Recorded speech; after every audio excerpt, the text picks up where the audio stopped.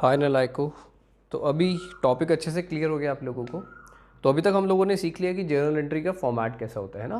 अब बेसिकली हम लोगों को सीखना है क्या चीज़ डेबिट होती है, क्या चीज़ क्रेडिट होती है। बाकी आपने फॉर्मेट में देख लिया, अमाउंट्स डालनी होती हैं, नीचे नरेशन लिखनी होती है, डेट लिखनी होती है। तो मेन कॉलम अब सीखते हैं जो पर्टिकुलर्स में, that means which account needs to be debited और which account needs to be credited. अगर हम लोगों ने वो चीज़ अच्छे से सीख ली तो समझ लो जर्नल एंट्री आपकी परफेक्ट हो जाएगी। फाइन। तो अब कुछ मैं आपको शॉर्टकट्स के थ्रू समझाना शुरू करता हूँ, मतलब टॉपिक समझाते हैं। जैसे देखो यहाँ पर हेडिंग है परचेज ऑफ गुड्स। अब परचेज ऑफ गुड्स की जर्नल एंट्री सीखते हैं। सिर्फ फॉर्मेट में उसको हम लोग कल से प्रेजेंट करना सीखेंगे। आज सिर्फ हम लोग क्या सीख रहे हैं, कौन सा अकाउंट डेबिट करना है और कौन सा अकाउंट क्रेडिट करना है। मतलब जर्नल एंट्री का कोर पार्ट अब हम लोग सीखना स्टार्ट करेंगे। फाइन। तो देखो जब हम गुड्स परचेज करेंगे बच्चों, तो दो ऑप्शन से हो सकते हैं। या तो हम लोग उसके लिए पैसे देकर आएंगे या फिर पैसे नहीं देकर आएंगे। फाइन। तो इधर we will purchase the goods और फॉर कैश और we will purchase the goods for credit. Fine. या तो हम लोग कैश पर खरीदेंगे या फिर क्रेडिट पर खरीदेंगे। क्या मेरी बात क्लियर है आपको? तो अब दिमाग लगाओ, अगर हम लोग गुड्स खरीदेंगे कैश पर तो क्या इफेक्ट आएगा, पहले उसका इफेक्ट समझते हैं। मुझे ऐसा लगता है कि जब भी आप गुड्स खरीदोगे, परचेज करोगे, तो एक तो आपका स्टॉक इंक्रीज होगा। फाइन। तो लिखते हैं, एक तो हमारा स्टॉक इंक्रीज हो जाएगा और दूसरा मुझे लगता है कैश डिक्रीज हो जाएगा आपका, है ना। तो कैश डिक्रीज हो जाएगा। Got it. तो जब भी हम लोग गुड्स खरीदते हैं कैश पर तो जर्नल एंट्री उसकी डिराइव करना सीखते हैं। अच्छा, जर्नल एंट्री में हम लोग स्टॉक को डेबिट नहीं करते, ये बात याद रखना। हम लोग किसको डेबिट करते हैं? परचेज ऑफ गुड्स को डेबिट करते हैं। किसको डेबिट करेंगे? परचेज ऑफ गुड्स को। तो यानी कि यहाँ पर जर्नल बनेगी बच्चों, purchases account debit.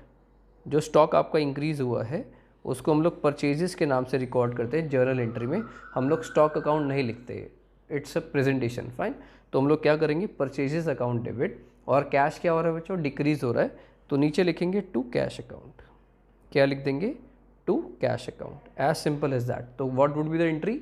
Purchases account debit to cash account. आपको स्टॉक की जगह क्या वर्ड यूज़ करना है? परचेजेस, जब आप गुड्स खरीदते हो तो। फाइन।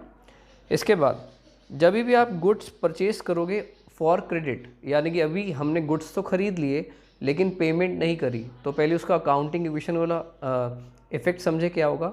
अगेन सर स्टॉक तो इंक्रीज़ करेगा ही ना जब आपने ख़रीद लिया है तो। वेरी गुड बेटा। और दूसरा इफेक्ट क्या आएगा बच्चों? अभी तक हम लोगों ने पेमेंट नहीं करी है तो क्या कैश इफेक्ट होगा? नहीं, आपकी क्रेडिटर्स इंक्रीज़ कर जाएंगे। फाइन। क्योंकि अभी तक आपने पैसे नहीं दिए तो आपके क्रेडिटर्स क्या हो जाएंगे? इंक्रीज़ हो जाएंगे। अब इसको जर्नल एंट्री में इनकॉर्पोरेट करना सीखते हैं। अभी मैंने आपको बताया जब भी हम स्टॉक खरीदेंगे तो we would debit purchases account due to presentation, nothing else. तो परचेजेस अकाउंट डेबिट। अच्छा, क्रेडिटर्स इंक्रीज हो रहे हैं तो क्या होगा? टू क्रेडिटर्स, क्योंकि क्रेडिटर्स लायबिलिटी इंक्रीज हो रही है और हम सबको रूल पता है जब भी कोई लायबिलिटी इंक्रीज होती है वो क्या होती है? क्रेडिट साइड पर आती है। फाइन। तो ध्यान से समझो, परचेजेस आप जब भी करोगे तो आपका एसेट इंक्रीज होगा स्टॉक वाला। या इसको मैं दूसरे पॉइंट से समझा सकता हूँ, परचेज ऑफ गुड्स आपका एक्सपेंस होता है और एक्सपेंस आर ऑलवेज डेबिटेड।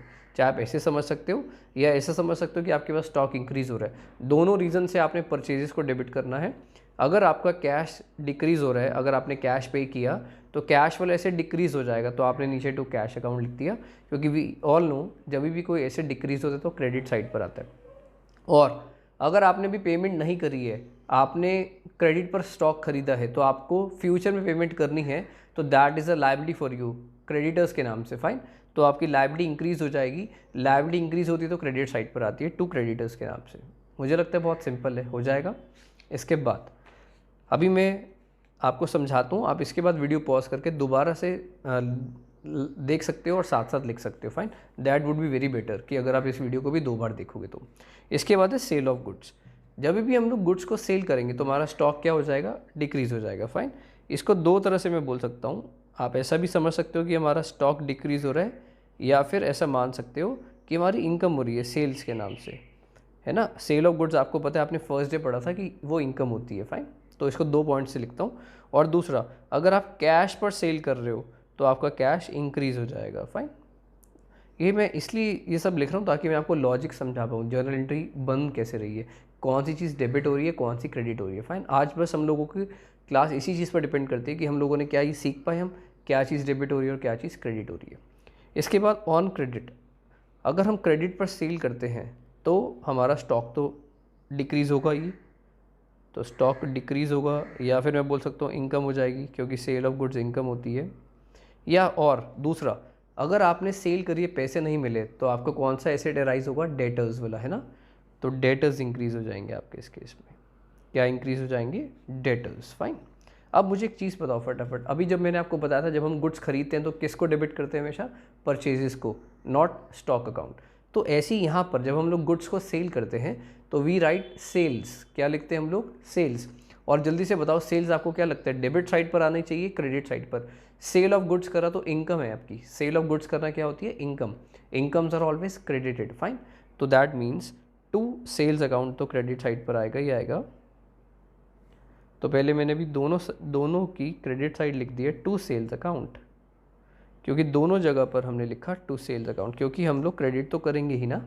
अब अगर आपके पास कैश इंक्रीज़ हुआ, अगर आपके पास पैसे आए तो आप कैश को इंक्रीज़ कर दो, क्योंकि आपके पास कैश वाला एसेट इंक्रीज़ हो जाएगा। फर्स्ट केस में आपने कैश पर सेल करी है तो कैश इंक्रीज़ हो जाएगा ना, तो कैश को इसलिए हमने डेबिट कर दिया। और अगर आप क्रेडिट पर सेल्स करोगे तो आपका कैश तो इंक्रीज़ नहीं होगा, आपके डेटर्स इंक्रीज़ हो जाएंगे, तो डेटर्स डेबिट हो जाएंगे। फाइन। डेटर्स का मतलब आपका जो भी डेटर्स का नेम होगा वो हम लोग यहाँ पर लिख देंगे। Got it. फॉर एग्जाम्पल आपने सेल्स करी है मिस्टर ए को, तो entry would be mister A to sales. क्या मेरी बात क्लियर है, इतना समझ में आया। एक बार रिकॉल कराऊँ, गुड्स परचेज करेंगे तो परचेज हमेशा डेबिट होगा। अगर आपने पेमेंट करी है तो नीचे टू कैश आएगा, अगर पेमेंट नहीं करी तो नीचे टू क्रेडिटर्स आ जाएंगे। जब आप सेल करोगे गुड्स की तो सेल ऑफ गुड्स इनकम होती है, तो वो नीचे आता है टू सेल्स दोनों केसेस में।